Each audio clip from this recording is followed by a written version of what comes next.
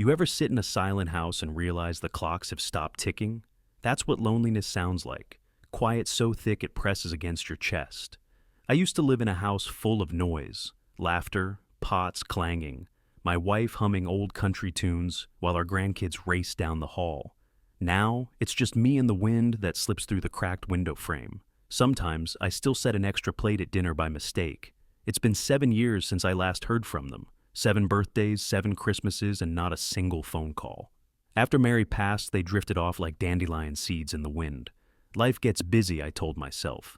They have jobs, families, their own lives. But deep down, I knew better. People don't just forget you, they choose to. The day it really sank in was last Thanksgiving.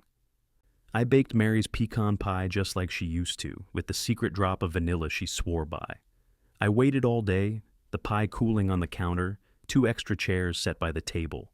Nobody came. By sunset, I carried the pie outside and left it on the porch railing for the raccoons.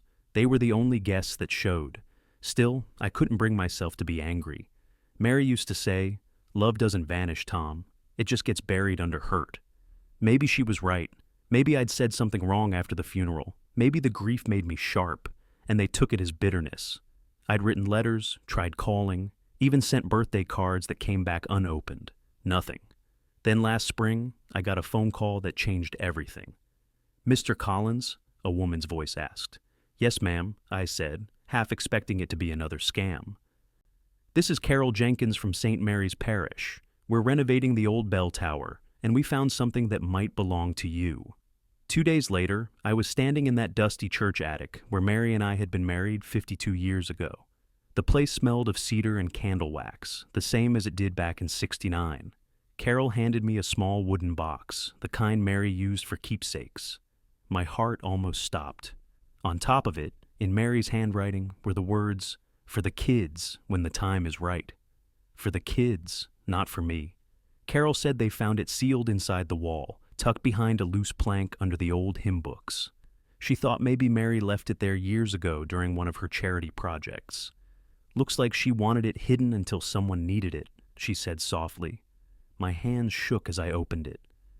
Inside were 3 envelopes, each with a name written in that same careful script: Anna, Ben, and Lucy, our grandkids. The letters were sealed with red wax, her favorite kind from Christmas cards. Beneath them was a folded note addressed to me. "Tom, don't open theirs. Let them find their own truth." That was it. No explanation, no date, just Mary's neat handwriting that somehow still smelled faintly of lavender. My throat closed up reading it. I brought the box home and set it on the kitchen table. For days, I stared at it, trying to decide what to do. I could have mailed the letters, but Mary's words echoed in my mind. "When the time is right." What did that even mean? When they missed me? When guilt caught up to them? Or when I finally stopped waiting for them to come back? Weeks passed, and the box became part of the house. I'd dust around it, polish the wood, whisper little prayers over it. Some nights, I'd catch myself talking to Mary's picture like she was sitting across the table. "You always did know how to stir up mystery," I'd say. But I couldn't ignore the way the air changed around that box, like it was waiting too. Then, one humid August evening, headlights rolled into my driveway for the first time in years. I thought it was the mail truck at first, but when I stepped outside, my heart nearly stopped. Anna stood there, arms crossed, trying to look braver than she felt. Ben leaned against the car, pretending he wasn't nervous. And little Lucy, though she wasn't little anymore, clutched a bouquet of wildflowers from the roadside. "Grandpa," Anna said, her voice unsure, "can we come in?" I didn't ask why they'd finally come, didn't want to scare the moment away. Just nodded and held the door open. They filed in, looking around like the house was a museum they used to visit as kids. "It smells the same," Lucy whispered. "That's because I never changed it," I said, forcing a smile.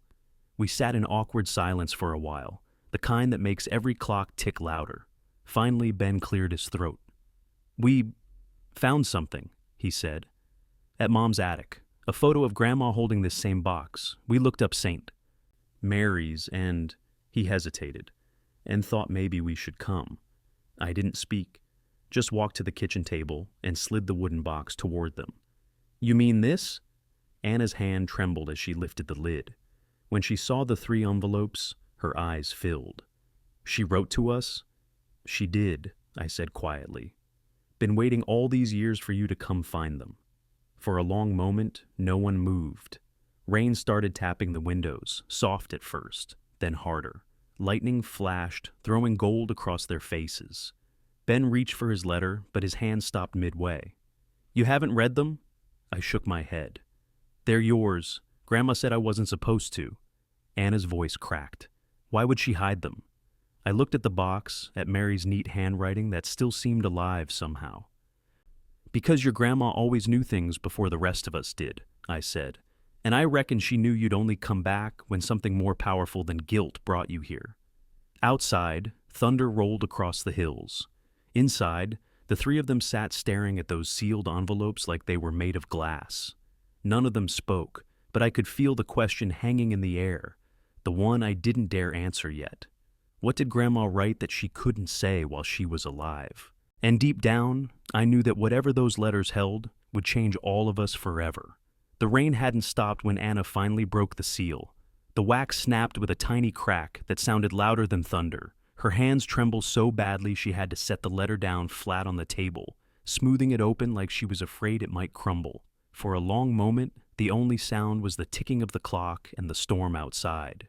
Then her lips started to move, reading silently, her eyes darting across the page faster and faster, until she froze halfway through. Ben leaned forward. "What does it say?" She didn't answer. Her face had gone pale, almost ghostly. Finally, she looked at me. "Grandpa, did you know about this?" I felt a chill crawl down my spine. "About what, honey?" Anna swallowed hard. She said she left something hidden. For all of us." Ben blinked. "Hidden where?"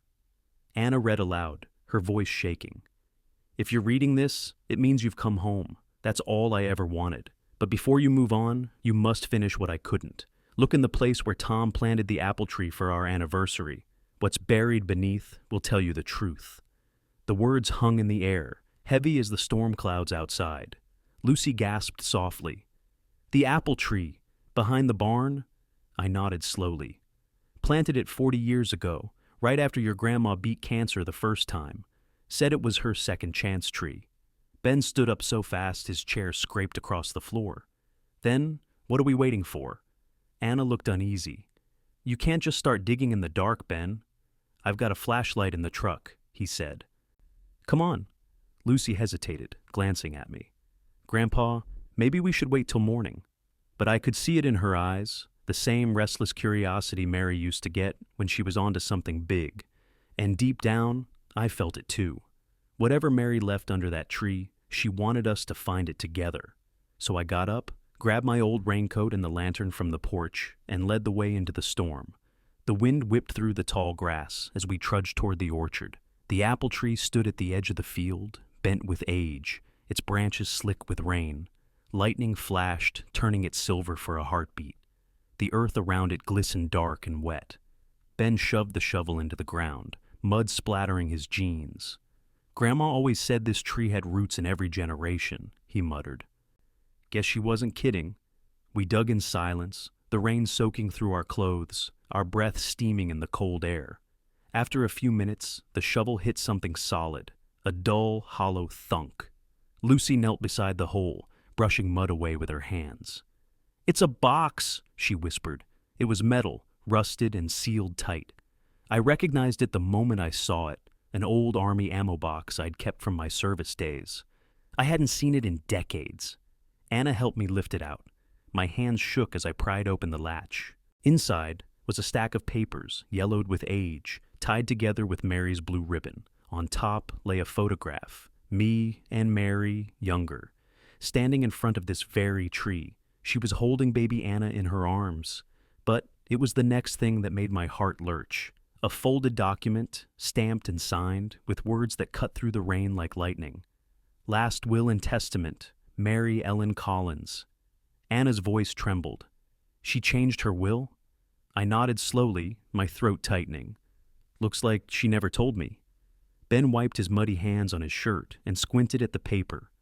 Why would Grandma bury this instead of giving it to a lawyer? Because she wanted control. That was Mary all over. Private, deliberate, always 10 steps ahead of everyone. She must have known something that scared her. "Let's get back inside," I said quietly, "before we catch pneumonia."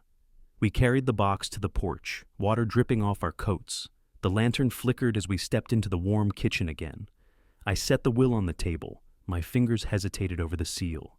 "Should we even open it?" Anna asked. "Legally, I mean?" I gave a sad smile. "Your grandma's been gone 7 years, sweetheart. I think the law's had enough time to catch up." When I broke the seal, a faint scent of lavender filled the room, the same soap she used all her life. My eyes blurred for a second. Then I started to read aloud. "To my beloved Tom, and to our grandchildren Anna, Benjamin, and Lucy. If this letter finds you, it means time has done what it always does, tested love. I've hidden this not to cause trouble, but to bring you home when you need it most." Lucy's eyes shone in the lamplight. "Tom, you'll understand soon enough why I couldn't leave this in plain sight. You'll remember the day I came home from the doctor, the day I told you everything was fine. It wasn't." I froze. My voice cracked. "What?"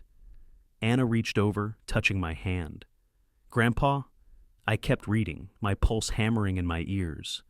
"I didn't want you to live with that burden, Tom. So I made my own peace quietly, and I made sure the kids would have something to guide them when they grew lost, just as we once did." I had to stop. My breath hitched, the words swimming in front of me. She'd known she was sick again, hadn't told me. The realization hit like a fist to the chest. Ben's voice broke the silence. She hit her diagnosis?" I nodded numbly. "She must have. She didn't want me worrying. I thought she was getting stronger." Anna picked up the last page of the letter, her hands shaking. "She wrote something else here. It says, 'The rest is not about money, but meaning. What you find next will decide what kind of family we still are.'" She looked up. "What does that mean?" Before I could answer, the lantern flickered again. And then we heard it. A soft creak from upstairs. We all turned. The house was supposed to be empty except for us. Lucy's whisper barely carried. "Grandpa, did you lock the back door?" I felt the hairs on my neck rise.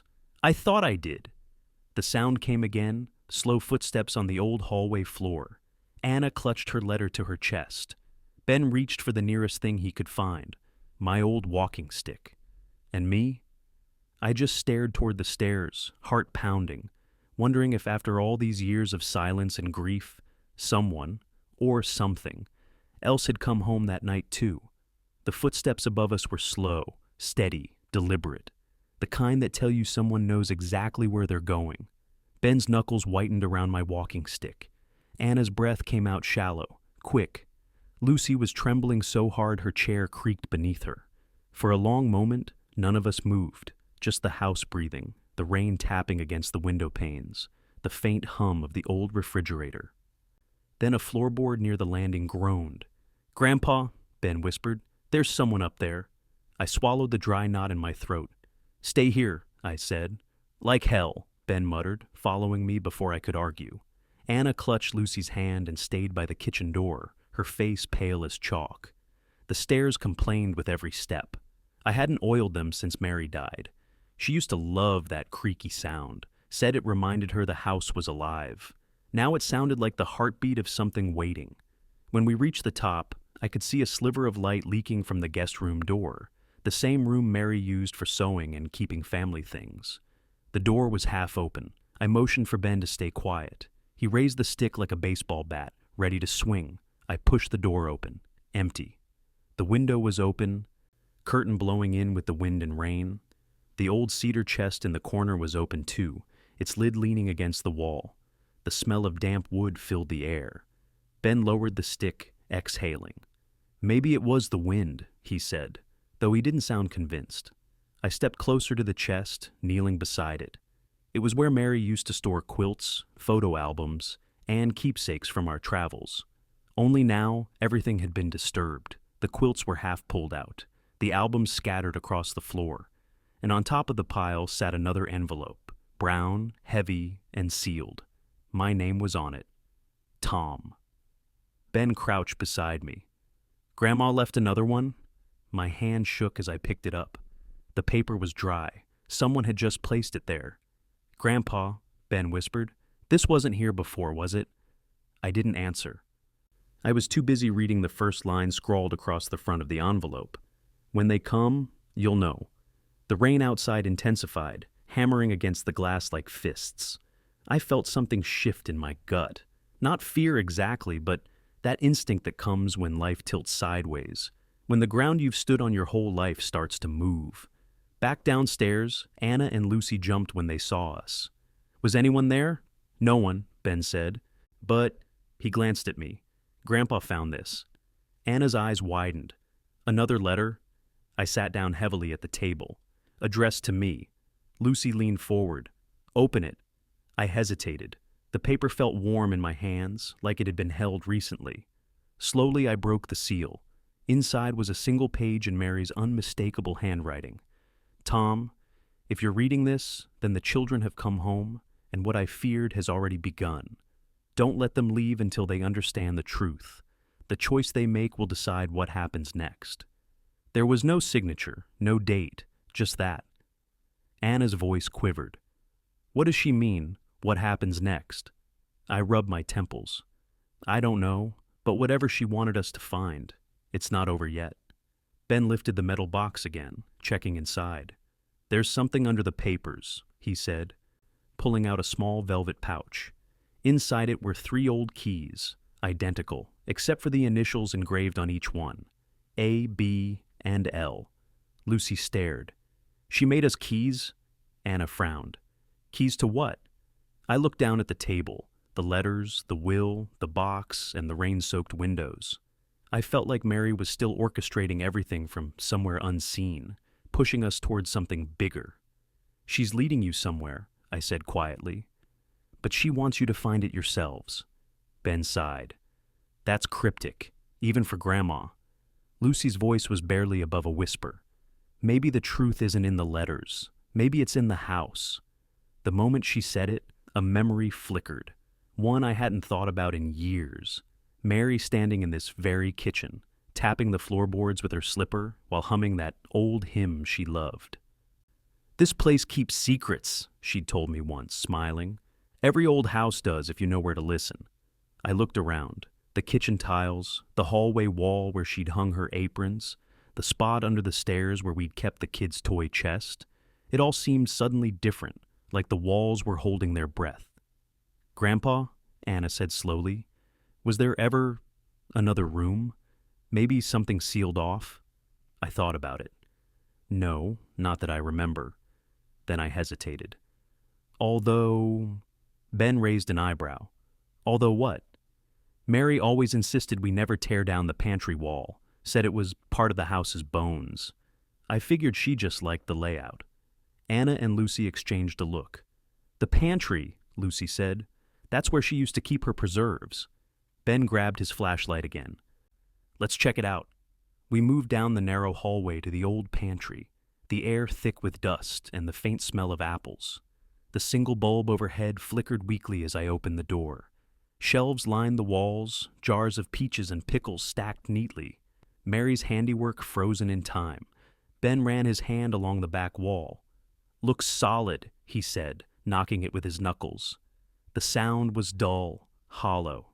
Wait, Anna said. She pointed to the bottom corner. That board looks newer. She was right. One panel didn't match the others. It had been replaced, painted over to blend in, but the wood grain ran the wrong direction. Ben pried at the edge with the handle of the shovel. The board gave with a sharp crack, revealing darkness beyond. A narrow gap, maybe a foot wide, just big enough to reach through. The beam of his flashlight caught something metallic inside, an old lockbox. Lucy gasped. Another box? Ben pulled it out, setting it on the table. Dust puffed up around it.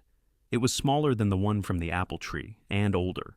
There was a keyhole, one that looked exactly the right size for the 3 small keys we'd found. Anna stared at me. Grandpa, do you want to do it? I shook my head. No, sweetheart. She left those for you. They exchanged uncertain glances, then each of them took their key, the letters of their initials gleaming faintly under the light. Together, they turned them in the lock. The mechanism clicked. Once, twice. Then, with a soft sigh, the lid creaked open.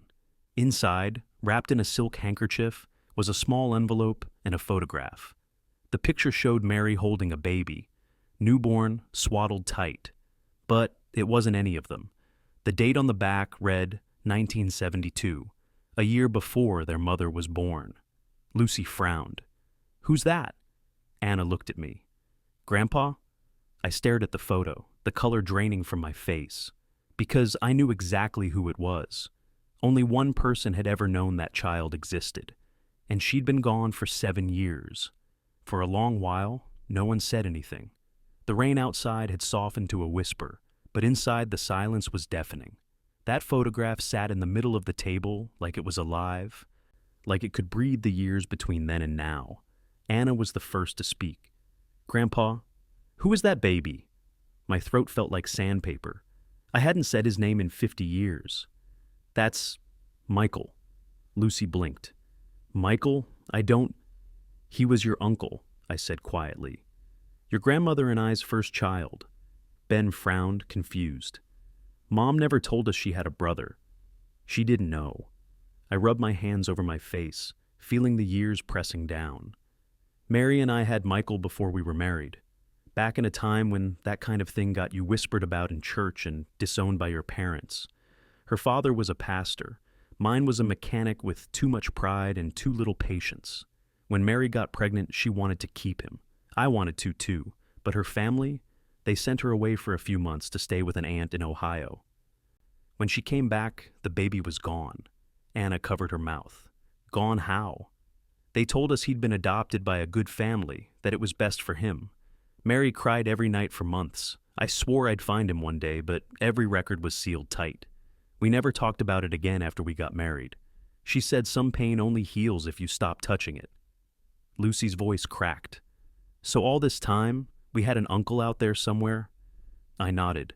"He'd be in his 50s now." Ben leaned forward. "Then why hide this? Why leave it for us?" "Because," I said, staring at the letter that still lay unopened in the box, "maybe she finally found him." Anna's hand trembled as she picked up the envelope. It wasn't sealed, just folded. Inside was a single page, the ink faded in places from age or tears. She began to read aloud. "To my grandchildren, if you found this, then you found the truth I could never tell while I was alive. You grew up believing family is blood, but sometimes family is the love we're brave enough to give back." Her voice broke, and she handed it to me to finish. "The child your mother never met found me again near the end. His name is Michael now. He lives out west, works with veterans, kind man. He forgave me, though I never asked him to. He didn't want anything from us except to know we remembered him. I told him about you three. I showed him your pictures, and he said he hoped one day you'd know who he was. If life allows it, find him. Tell him I kept the apple tree growing for him, too." I stopped there. My vision blurred until I couldn't see the words anymore. Anna's hand found mine.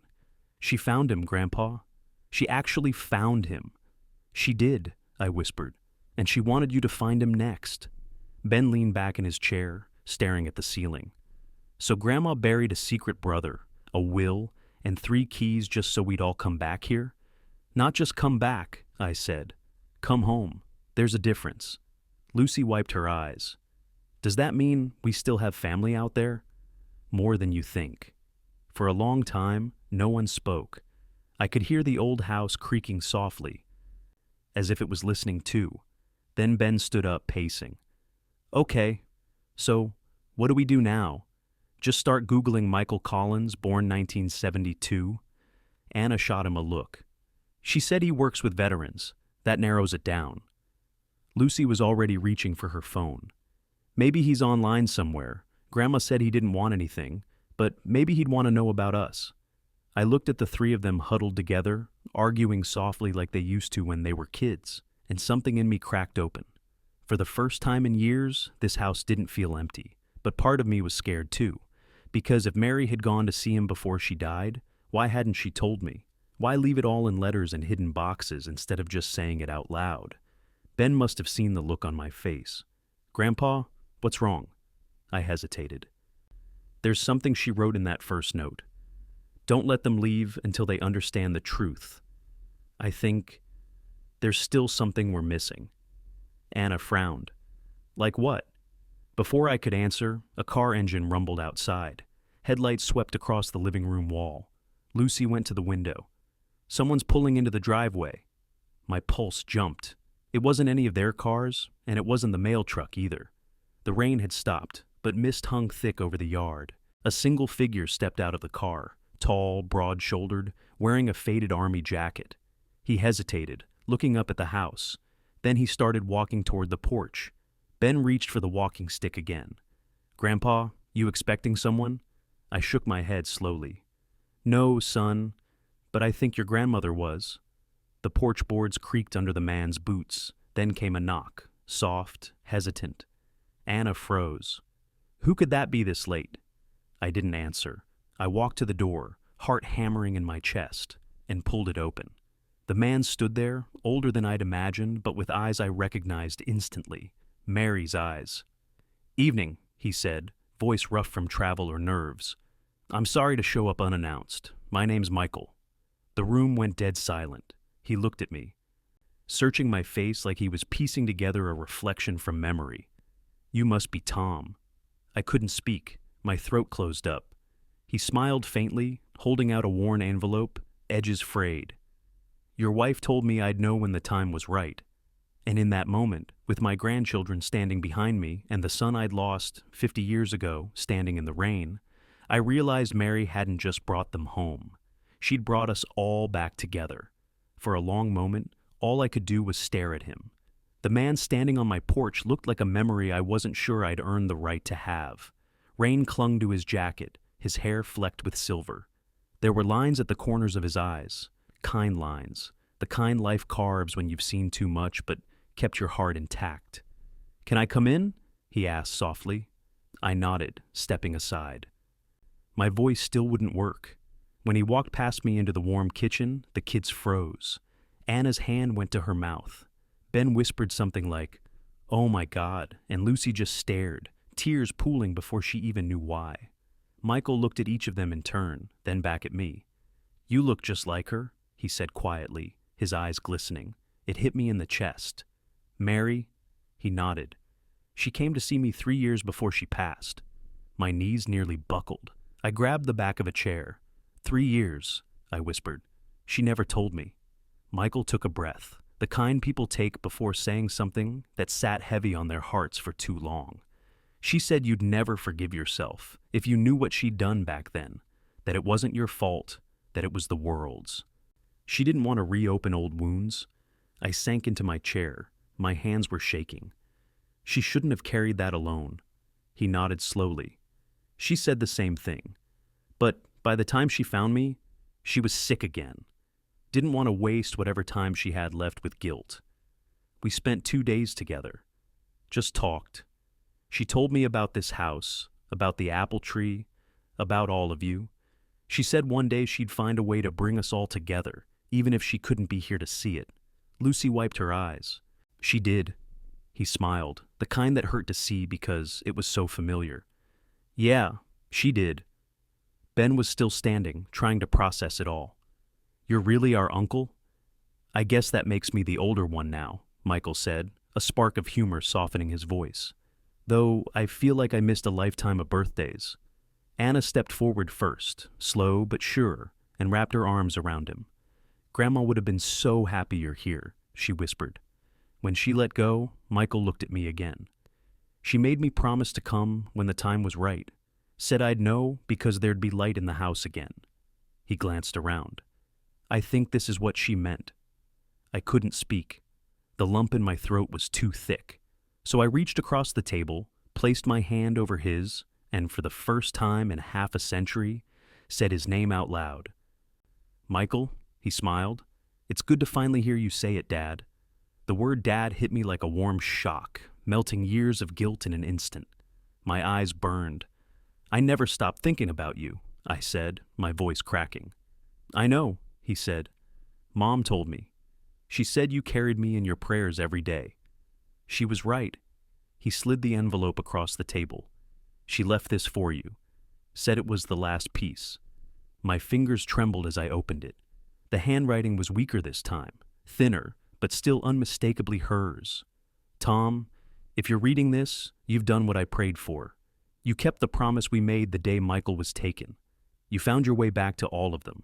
Don't waste time wondering why I hid the truth. I wanted them to come to you, not the other way around. Families fall apart because of pride and come back together because of grace. Give them that grace. It's the only inheritance that lasts. I set the letter down. The words blurred as my eyes filled. Anna reached over, her hand warm on mine. She knew we'd need this, she said. She always did, I whispered. Ben leaned against the counter, staring at the photograph of Mary holding baby Michael. She built this whole treasure hunt just so we'd come home. She built it, I said softly, so you'd remember what love looks like when it never gives up. Michael smiled. She also told me one more thing before I left her that last day. We all turned to him. She said, if Tom ever asks you what I wanted for our anniversary, tell him it's the same thing every year, a full table. That did it. My chest cracked open. Laughter and tears mixing together. I stood, walked to the kitchen window, and looked out at the apple tree gleaming under the moonlight. Its branches were heavy with fruit, bending low like it was bowing to the earth. I could almost see her there, basket in hand, humming that old hymn again. When I turned back, everyone was gathered around the table. Michael beside the grandchildren he'd never met, their voices overlapping with questions and stories. The sound filled every corner of the house like music, and for the first time in years, I felt her there too. Her warmth in the lamplight, her laughter in their voices, her grace in the way forgiveness wrapped around us all. I picked up my mug, raised it slightly. To Mary, I said. They echoed it softly. To Grandma. To Mom. And then we sat together in that old kitchen until the storm outside faded into morning. But even when the rain stopped, her words lingered, clear as ever. Families fall apart because of pride and come back together because of grace. It's strange how quiet can sound different when a house is full of love again. That next morning, the sunlight hit the kitchen just the way Mary always liked it, golden and soft, turning the steam from the coffee into ribbons of light. The old clock ticked, the floor creaked, and for once, those small sounds didn't feel lonely. They felt alive. Michael had stayed the night. Sleeping on the couch, he said, was more comfortable than it looked. The kids were all sprawled around the living room, half asleep, wrapped in old quilts that still smelled faintly of cedar and cinnamon. I stood there watching them, trying to hold that sight in my memory. 4 generations tangled together by forgiveness. Mary would have loved it. When Michael stirred, he caught me looking. You didn't sleep, he said, stretching. Didn't want to, I admitted. Didn't want to miss a minute of this. He smiled softly. I know the feeling. We sat in the quiet for a while, sipping coffee, listening to the birds waking outside. It hit me then how long it had been since I'd shared a morning like that with anyone. What did Mom want us to do, really? Michael asked. I mean, she left us all these letters, the apple tree, the will. What was it she was hoping for in the end? I thought about that, staring out at the orchard. She wanted the tree to bloom one more time, I said finally. Not just out there, I tapped my chest. In here. He nodded slowly. Then maybe it's time we start making things right. By noon, the house was buzzing with life. Ben fixed the porch light that hadn't worked in years. Lucy baked one of Mary's old lemon pies, and the smell pulled neighbors I hadn't seen in ages right up to the back fence. Anna started cleaning out the attic, laughing as she discovered old photo albums she'd forgotten existed. And Michael, he spent the day sitting under the apple tree, sketching in a small notebook he carried everywhere. When I finally joined him, he handed me a page. It was a drawing of the house, our house, with the apple tree in full bloom. Beneath it, he'd written in careful, deliberate script, "For Mary, who taught us how to come home." I couldn't speak for a while after that. That evening, as the sun went down, everyone gathered in the yard. The air smelled of grass and smoke, and the apple blossoms swayed gently in the warm breeze. I pulled out an old box from the porch, the one with Mary's wedding dress folded inside, and from its lining I took 3 small saplings wrapped in burlap. Your grandmother planted this one tree for our love, I told them. I figure we ought to plant 3 more for what she gave back to us. Ben dug the first hole. Anna and Lucy lowered the saplings in. Michael steadied them with his hands. We worked until the stars came out, the sound of shovels and laughter filling the night. When we were done, the orchard looked alive again. 4 trees standing side by side under the moonlight, the youngest gleaming silver with dew. Later, we sat on the porch steps, the same spot where Mary used to sip her tea every summer evening. The sky was clear now, full of stars. Anna leaned against my shoulder. "Grandpa," she said softly, "I think we found Grandma's real treasure." I smiled. "What's that?" She looked at the others, her uncle, her brother, her sister, and then back at me. "Us. Together?" Michael nodded. "She always believed love was something you had to pass down, not just feel." I took a deep breath of the night air. The world smelled like earth and rain and something new beginning. "Then that's what we'll do," I said. "We'll keep passing it down." As the others drifted inside one by one, I stayed out a little longer, listening to the wind whisper through the trees. Somewhere in that soft rustle, I could almost hear her voice, gentle, amused, proud. "Told you they'd come home, Tom." I chuckled quietly, wiping my eyes. "Yeah," I murmured to the night. "You were right, as always."